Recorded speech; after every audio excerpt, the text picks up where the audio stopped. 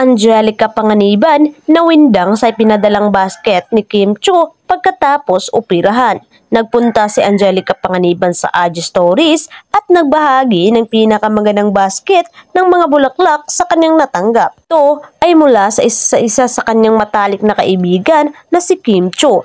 Ito ay isang napakalaking basket ng magagandang bulaklak na maaaring tumagal sa isang malaking espasyo sa mesa. Biro pa ni Angge, buti nakapasok pa ito sa pinto. Si Angelica Panganiban ay nagpapagaling pa sa kanyang operasyon sa balakang at siniguro ng kanyang kaibigan na may maipapadala siya sa kanya. Isa sa mga kaibigang iyon ay si Kim Chiu na hindi nakakalimutang magpadala ng isang bagay para sa ngitian si Angge. Pinadalhan ni Kim Chiu si Angge ng isang napakagandang basket ng mga bulaklak.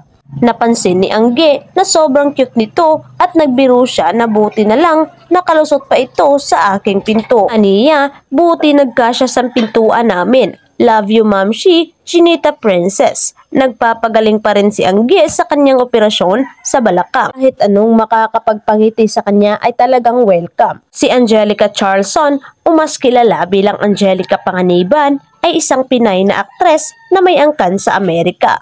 Nagsimula siyang umarte sa edad na 6 at unang lumabas sa serye sa TV, Love Note. Ipinanganak si Angge noong November 4, 1986 sa Payatas, Quezon City, Philippines. Ang duda, napatunayan ni Angelica ang kanyang sarili bilang isang kilalang figure sa Pilipinas entertainment industry. Sina Carlo Aquino, Derek Ramsey at John Lloyd Cruz ang kanyang mga ex-boyfriend. Sa mga nakaraang ulat, pinatawa lang ni Angelica Panganiban ang mga netizens at local celebrities sa kanyang bagong post. Sa Instagram, nag-upload si Angelica Panganiban ng video ng kanyang sarili na kumakanta ng Tomorrow mula ni Annie. Yun pa man, sa isang punto sa viral video, nag-react si Amila Sabini husay sa pagkanta ng kanyang ina. Eventually, Angelica Panganiban jokingly said, "Ang aga mo naman umayaw,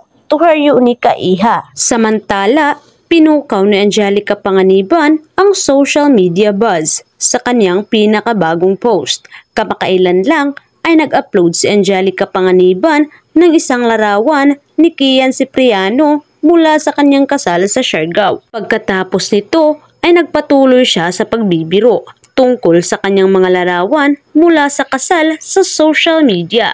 Pagkatapos rin ito, binati siya ni Angelica Panganiban ng maligayang kaarawan sa kanyang opisyal na Instagram page. Ayun pa man, sobrang saya ni Angelica Panganiban na binigyan siya ng kanyang kaibigan na si Kim Chiu ng isang malaking bouquet ng bulaklak.